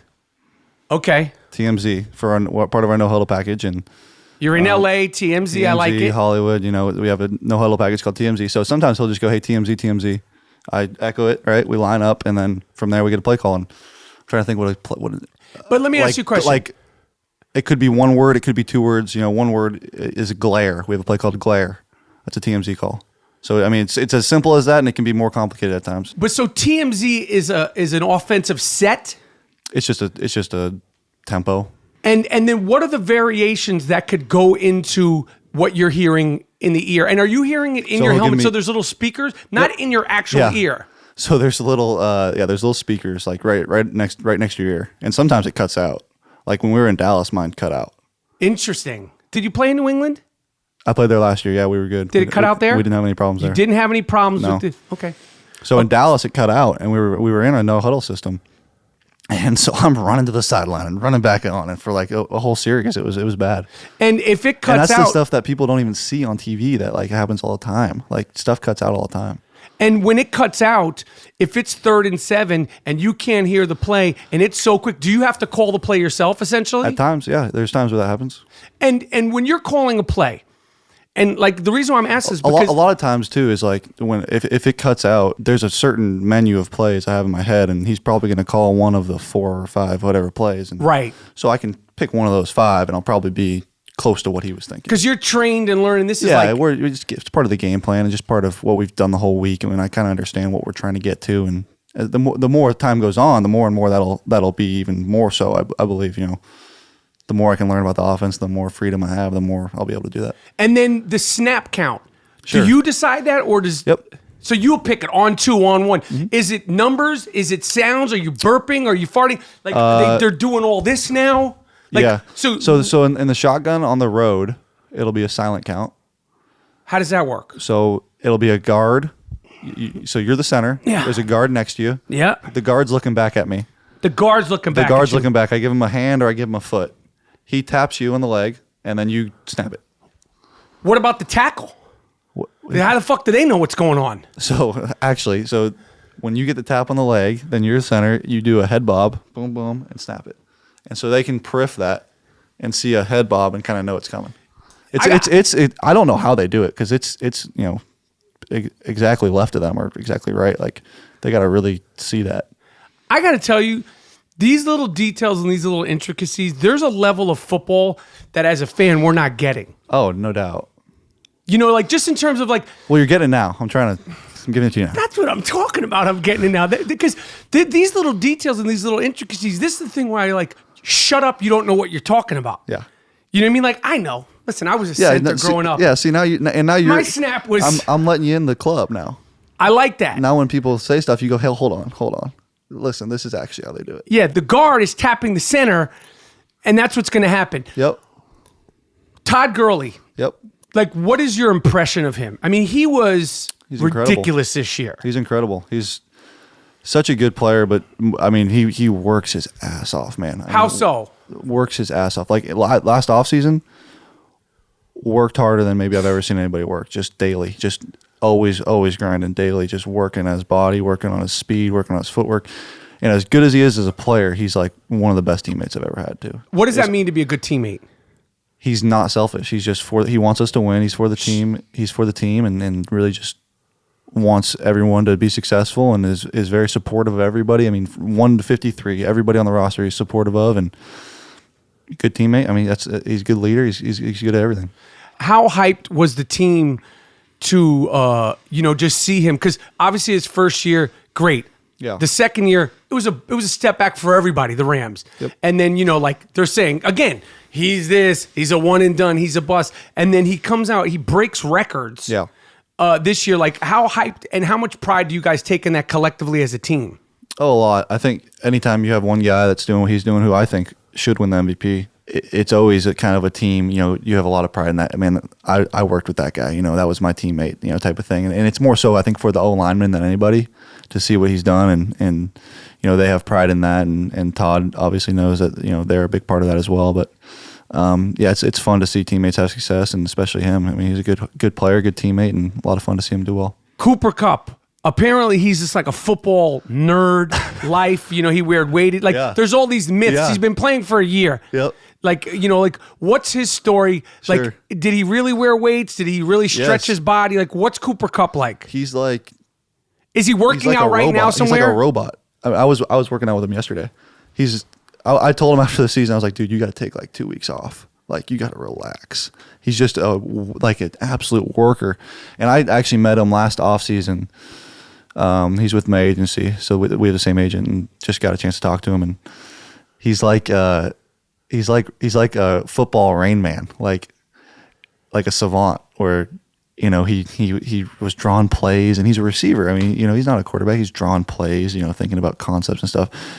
And it's awesome as a quarterback to have a guy who's so much cares about like the actual scheme and not just like what his route is. Because he understands, okay, where's the window going to be versus what defense and how. Even as a rookie. Oh yeah, I mean he's advanced. He's very advanced, and he's only going to get better because he's just so like his quest for knowledge is just so intense. And he actually stayed at my house. He can't afford his own house? This was so he got. They're not paying this guy? So he got drafted. This guy can't get a fucking. You just need somebody to co-sign on his lease or something, because I could do that. Yeah, exactly. No, he got drafted in late April, and he was in LA, and he's from Washington, so all his family's in Washington. But he didn't want to have to. He had all his stuff down here in LA. He didn't want to have to, bring all his stuff back to Washington and then bring it back all the way down to LA in 2 weeks. Because when you get drafted, there's like a 2-week period where you can't come to practice yet. Okay. As a rookie, you have to wait till your school graduates or something. I don't know the exact rules, but he comes to my house, stays there for 2 weeks, and at the time I was trying to, maybe I can teach him a little bit of the offense. Maybe let's see if I can get him a head start on some stuff. So I would, at night when I'd come home from practice, I'd go in there and I have a little office like this with a whiteboard and some stuff in there, and so I drop some formations and just try to teach him like the basic stuff. And, I'd go to bed, and then the next day I'd wake up, go to practice at, 6 a.m. and go kind of walk by the office. And there's just like the whole thing is full of just plays and drawn up. And like, you can tell he was in there all night. playing around with stuff. Oh, yeah. I don't know when he went to bed. He went to bed after me, but he was in there all night. Robert Woods, what's his deal? Stud. He's from L.A. Stud, yeah. He went to Sarah High School from L.A. I don't know why Buffalo didn't sign him back, but I don't either. We're lucky to have him. Absolute stud. Great teammate, great player, great leader. Brings that whole room along. He's the leader of the receiver room. I mean, he's the guy. And the game he had, the last game against Atlanta, I know we lost, but his game was unbelievable. The best game he played all year. And we could kind of tell we're like, all right, Robert's feeling it. Let's try to get him the ball. And he's a baller. I'm excited to have him. Your guy McCaffrey, who he got his groove. It took a little bit. Yeah. You played against him in college. Yep. Cal, Stanford. Yep. This is a major league rivalry. Yeah, we haven't beat him in forever. What do you remember about the build-up to those games, the sound of those games, the excitement of Cal Stanford? Those games were always fun. You got to play in 3 of them, and every year I think we were really bad my freshman year. We were 1-10 going into the game. I think they were 10-1. Were you really? Yeah, they were 10-1. We were bad. So we came into that game, but still you come into the game going, man, like anything can happen. And that's how every game felt. The second year, I think we had the same record going into it, and it was neck and neck. And the third year, it was I think they had a little bit better record than us, but it was close. And it was a neck and neck game. And all the games against them are just always neck and neck and always so much fun. And they've gotten the best of us, I think, like the last 8 years now. So hopefully need to win one of these soon. But those are always fun. What do you think of McCaffrey's season? He's a stud. He's good. He's real good. I think they use him really, really well too with everything they do out of the backfield, running them on routes. Because he's a tough. It can be tough to try to get a guy touches in different ways, but the way they did it with him this year, I thought was great. I agree, and I think that like the second half of the season, they figured him out, and they were sort of another story because Cam and those guys, they had a weird season. They were good, they weren't good, and then they were there, but then obviously they came up short. But in the beginning, I thought McCaffrey. I was like, this is a bust. In terms of there was so much hype on McCaffrey. There was so much hype on all the running backs, Alvin Kamara, Dalvin Cook, who we forget that he was He was there, yeah. It was so long ago. Fournette, Yep. That was my guy. As a fan, like, who did you enjoy watching on other teams outside, as far as these rookie running backs? I think Kamara's got to be the guy you love watching, and we did have a lot of carryover tape with the Saints. Just by the way the schedule was, so we got a chance to see him a lot, and we played them. Yes. He broke off like an 80-yard run against us. He's special. You can tell. Oh, yeah. I was talking to one of our defensive guys after we won, so I was able to talk to him. I was like, man, how good was that guy? He's like, man, he's just a different type of guy to tackle. He said he's so patient when he makes his move. He makes his move so late that it's so hard to get him down. He's so slippery, and he's a fun guy to watch. What other guys, when on your breaks or even like now where you're able to sort of, look back at it, what other guys you enjoy watching playing this 2017 season? Just anybody? Anybody that you just dig, quarterbacks, defenses, whatever, like just when you're able to sort of step away from it, if you're even able to do that. I love watching Stafford play. He's one of my favorites to watch. I think he just has a really nice creative way about him, and incredible arm, incredible player. Makes a ton of really, really, kind of awe throws, like, wow, look at that type of throws, and fun guy to try to, see if you can take some stuff from his game. Like Matt Ryan, he's always been one of my favorites. Just kind of seeing the way he goes about it, he's really, obviously really good. And just all these guys, I think I could go on for days about all these guys that you watch, but you'll watch film, and then you'll end up, kind of sometimes watching the quarterback when you're trying to watch a defense and seeing some of the stuff they do and be like, man, I'm going to try that tomorrow in practice, or just little stuff like that. It's always fun. Did you play basketball growing up? Yep. How good a basketball player were you? Like, humbly, obviously you're not in the NBA. I started on varsity as a sophomore. Well, you're 6'5". How good was your varsity team as a sophomore? We were good. We were good. Okay, so like all white guys. We were good. Okay, but you were the center? I was the 4.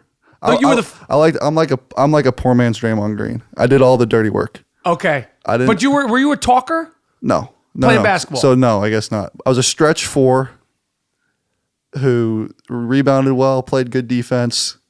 Didn't score much. I think I averaged probably 4 points, maybe. Oh, geez. You should just be like, I didn't really play. You can't come here and LeVar Ball me. I averaged 4 points. I only played 1 year. Oh, and then you stopped. And then I stopped after that, yeah. Okay, so I played my whole life before that. Okay, so you're saying you like maybe if you chose to, things could have been different. We could have been like talking some Danny Ainge shit here. Absolutely. Okay. Yeah. Baseball too.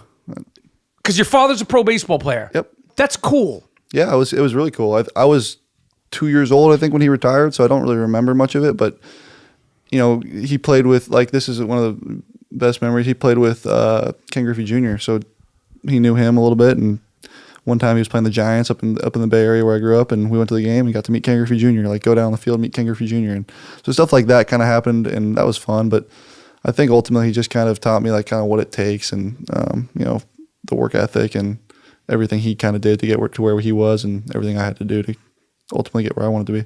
You played your first game in San Francisco. You grew up San Francisco 49er fan. Yep. You wear number 16. Yep. Joe Montana. Yep. You're playing for the Los Angeles Rams, and you're actually playing on this field, starting quarterback. What did that mean to you? What was your takeaway from that? That was a fun one. That was a Thursday nighter. That was week 3 this year. That was fun, man. I had a bunch of people there I knew, so many friends and family there, and it was a long game. It was 41-38. Felt like it never ended. We were up the whole game, but they kept coming back.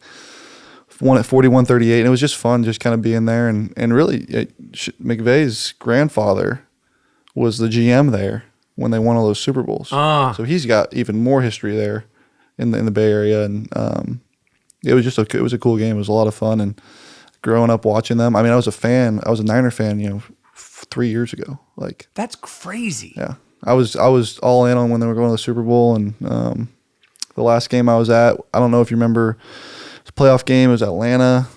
Navarro Bowman had the pick 6 at the very end. Right. I was at that game.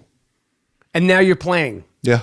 Now you're on the I Am Rapaport Stereo podcast. Yeah, now I you made go it. from rooting for the I'm on the 49ers Rapaport podcast. to playing there, and now you're at the podcast. I mean, right. things are like, it's just like you go from high to like, fuck, what did I do? I'm Like, how did I get down I'm here? worried I kind of peaked now, though. I'm going to have to come on again to kind of keep this going. Oh, no, absolutely. If I'm on a fly route, Fly, like a go ball? you like rap, go. Yep. We need this fucking touchdown. Yep. I got you. Yep. I go. And now you got to wait. You need an offensive line here. Like We'll go max protection, 7-man pro. You might throw an 8th guy there because You it's want going to take me a long time. So that means we got 8 guys, so you and 2 other guys. Well, you and 1 other guy running the route. I would just send me out. Sure. You need all the protection. I'm saying So like this 9-man pro. 9-man pro. I love it. How far can I go where you could hit me on the dime? Like how far can you throw a football? If I get loose and I've been throwing No, for we're a while, loose. We're down. like we middle- need a fucking touchdown. Like It's just middle of the season? Like we're ready to 65 go. yards. 65 yards. 65 yards If I get- on the nose. If I get maybe like 68, if I really get into it, it's a moon ball. You got to run. Okay, that last thing you said that you got to run, that's going to be an issue. But 65 yards is a good throw. My man, Greg the Leg. Oh, yeah. He can kick. Talk about a fantasy football juggernaut. He's unbelievable. I don't think we even realized. I think you a lot of times you take guys for granted at certain positions, and we have a punter in Johnny Hecker who's unbelievable, who I think we probably take for granted right now because we have him every year, and he's unbelievable. And then Greg is the same way, where he just makes everything, and you kind of don't think about it until it's like, oh wait, like that's not how it always goes. And he makes some kicks in practice now that are like, I'm talking like 65-yard field goals. And then when he got hurt, you never hear a kicker being like, the injury report, they would mention that first. Yes. Like he became Well, that valuable. He was going to set the scoring record in the NFL if he didn't get hurt. He was going to set the all-time scoring record in a single season. He had 7 field goals against the Cowboys. He had 3 touchdowns on his own against the Cowboys. Yo, that's... Think about that. Unbelievable. All right. Listen. Goff, Jared Goff.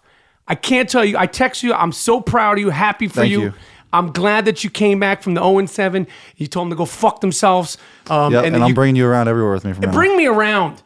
Any of these guys on Twitter and just pass them. Just at you? Just at me. All right. I'll deal with all of them because you. I'm just so happy for you and your you. success. You're 23 years old. You just turned 20. Do you shave? Yeah, I just shaved today. But shaved what? My You beard? shaved today? No, come on. My hair on my face? Did you shave or pluck? Like how many? Like did you like if you don't shave for a week, nothing's there. I'm good. Yeah. Nothing. I mean, I got something, but I can go a couple weeks. You go a couple of weeks. Yeah. So technically, we don't know this for sure, and I don't want to get into your business. You might not even be finished with puberty, and you're starting quarterback for the Los Angeles Rams. I mean, technically, I think I'm done. I'm going to say, just based on your, like, have you ever had acne? Have you went through that period of Oh, your? yeah. I don't think you're done. I don't think you're done. Like, We get 4 more inches? Jared Goff, happy for you. Have a fantastic offseason. Thank you, Mike. And an even better next season. And next season, I have to make it to a Rams game. I was too busy fantasy football analyst. I know. We'll get you to one. For sure. We'll get you sideline pregame, all that stuff. Oh, yeah. Yep. We're going to get nuts. You can talk to your players. We'll get you. You know, if you don't draft Todd, you'll be regretting it again. But we'll get you to talk to whoever you got. I got to talk to them. Yep. Get their heads right. Yep. All right. Jared Goff, I Am Rapaport Stereo Podcast. All right. Jared Goff, my man. Told you he's not a big shit talker, so I had to do it for him. Thanks for the insight. Congratulations on your first Pro Bowl. Congratulations on success of the Los Angeles Rams. Like this guy, good guy, big Golden State Warriors fan. We're going to watch some games in the playoffs this season. Should have asked him about LeBron potentially coming to the Golden State Warriors, see what he had to say about it. Because he doesn't talk shit about football and his opponents, but he loves basketball, and he definitely talks shit about the Golden State Warriors and Cleveland. Okay. Oh, did you hear this story? You remember that college basketball player, Sean Miller? Yes. From Pitt? Yes. He's a coach now, and I saw in the paper one of his former players claims that he paid the players at the University of Arizona, and I want to say I want to give him a standing ovation for that, for paying the players. That's you?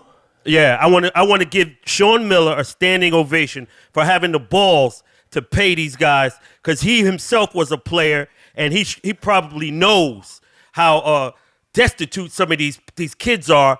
So they're making money for the school. Pay these motherfuckers. Good job, Sean Miller. Yeah, he probably give him like $100 to eat some food. This guy's eating sardines out of a can, which, by the way, I got to say, I mean, if you could only afford to eat sardines out of a can, that probably sucks. But me, Michael Rapaport, a.k.a. the Gringo Mandingo, on my own accord, probably once to twice a week, I break some sardines out of the can, throw some hot sauce on them, and I eat them. I love sardines out of a can. Sardines are good. Shit. All right. Mentioned this the other day. Tomi Lahren.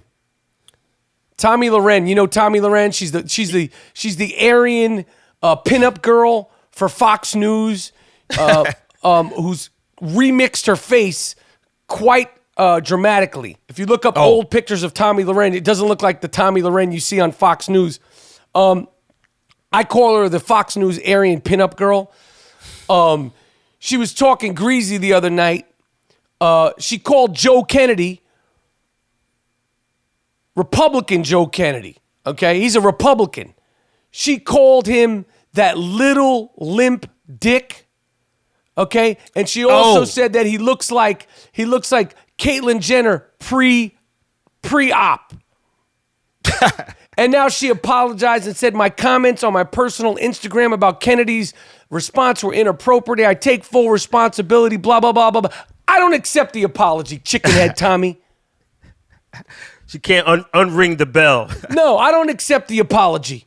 Okay, you animal? There's no room in politics for calling people names. You called him a little limp dick, and you said he looks like Caitlyn Jenner pre-operation? Fuck you, chickenhead Tommy. Yeah, that's good jokes. That's comedy, man. No, Come on, that's funny. No. There's no room for that kind of hate speech in politics. Chickenhead Tommy, there's no room for name calling in politics. I don't accept your apology on behalf of Mr. Kennedy. Sorry. You're taking up for fucking Joe Kennedy? Yeah. What the fuck? What the fuck, man? Also, before we get to the sick fucks, because I consider this guy a low-key sick fuck of entire 2017. Oh. That tubby bastard, Sean Spicer. You remember him? Oh, what happened with him? He was the former press secretary. He has regrets about the embarrassment he brought to himself and his family during his time as Trump's press secretary. Fuck all that. We don't accept your apology either. The only way I'll accept your apology... He's not apologizing to you.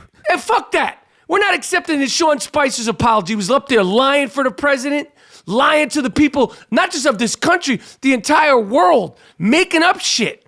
Yo, this is the president's office. You're a reflection of the president. Mm-hmm. He should be in Arizona on the lam with Harvey Weinstein. He should be ashamed of himself, not showing up to the goddamn Emmys and the Golden Globes, getting kissed by that fuck James Corden. Yo, this is planned.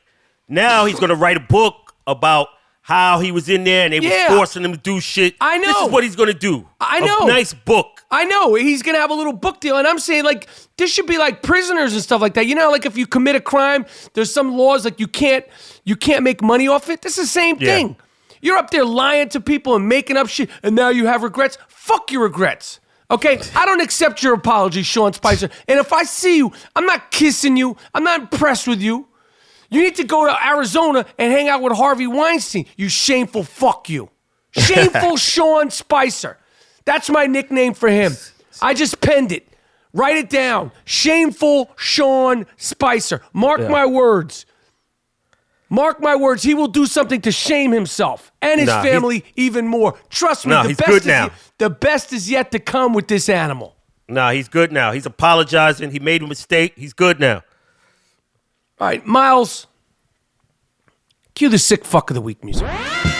This award is earned, not given. It's called the sick fuck of the week. This guy's really sick.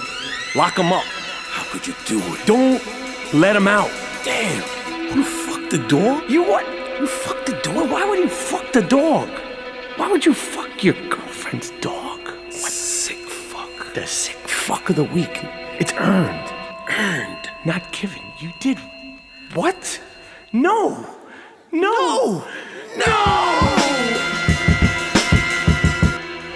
This is to me, in my opinion, this is it's like a low key, really sick fuck. So in 1961, these triplet brothers were born: Robert, Eddie, and David. They were all put up for adoption and separated at birth as an experiment. Instead of putting them for adoption to one family, they went out of their way as an experiment to separate these triplets. Obviously, they grew up not knowing they had brothers. They reconnected later in their life. Yeah. The Manhattan Child Development Center, which is today the Jewish Board of Family and Children's Service. And now these kids, there's three of them. They're older now. They're about 50, 51. They're suing the place, as they should. Can you imagine? It's one thing, you're put up for adoption. It's another thing to be put up for adoption and find out that you have a brother or a sister and didn't know it your whole life. It's a third thing to find out that there's triplets, not even twins, three of you. And they did it as an experiment to see, as a social experiment. Damn. Sue these guys, big time lawsuit. Sue the fuck out of these guys, man. Yeah, that's terrible, man. There was a documentary done about them at the Sundance Film Festival called Three Identical Strangers. Oh, wow. So the people that they're suing at this child development place in Manhattan, good. You not only are the focal point of this documentary, you are the I Am Rapaport Stereo Podcast Sick Fuck of the Week. Camel jockeys.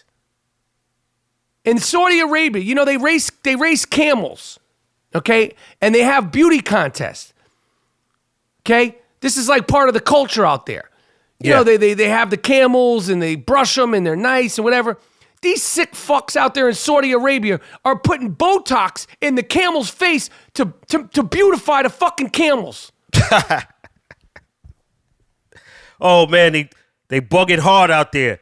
Yeah, they're fucking bugging hard, man. Oh, shit. This is a recurring sick fuck segment of the I Am Rapaport Stereo Podcast. It's been all over the news. We've been documenting it on the ground, boots on the ground for about a year, probably about 18 months now, year and some change. We've been talking about these sex dolls and these sex doll brothels. Well, lo and behold, reality has struck in Paris. I said it. Dollhouse. Yep. You can now go to a sex doll brothel where when you walk in, you can pick the bionic sex doll that you want to have a little tryst with. This is so sick on so many levels. The people that go in there, sick fucks. The people that are making money off it, sick fucks. The people that invented the sex dolls, sick fucks. No, I say you could have a stable. Like let's say I buy 10 sex dolls. And I set up a little thing. Is it against the law? Am I pimping? Is that prostitution? If I got 10 sex dolls and I got a little setup and cats want to come through, look, and also that's a good point. You know you're not pimping, and I don't think you should be arrested. Exactly. And they got also now, just like I predicted, they got transgender sex dolls. You gotta buy the dick separately. Huh? The dick don't come in the box.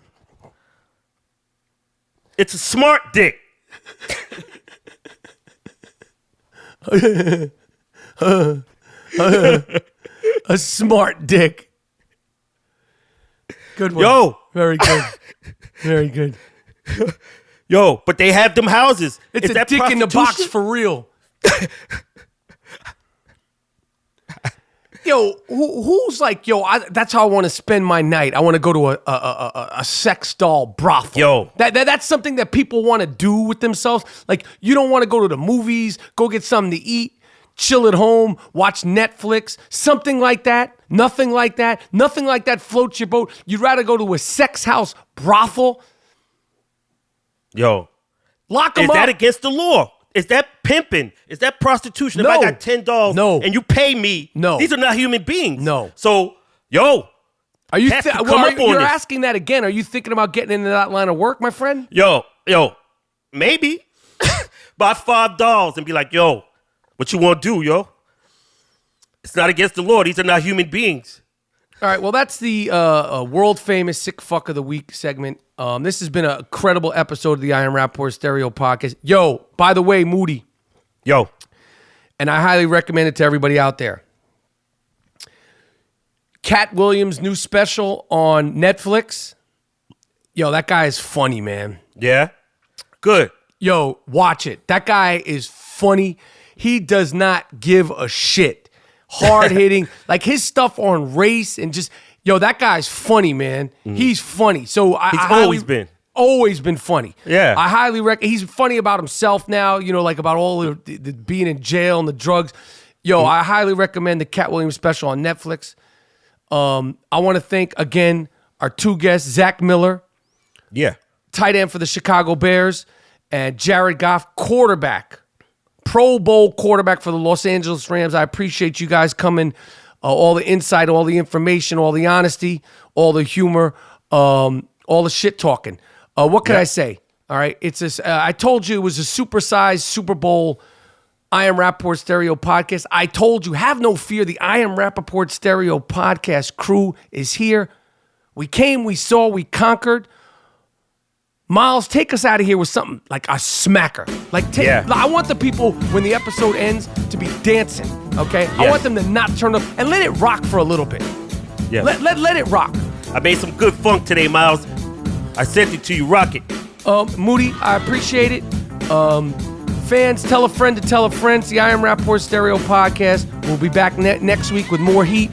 And finally, football season will be over. We can focus solely on basketball. I've had enough. Between all my fantasy football winning, losing, and everything in between, I'm ready to move on to greener pastures. Michael Rapaport, GMoody, Dust Brothers, Miles and Jordan, we're out. Peace.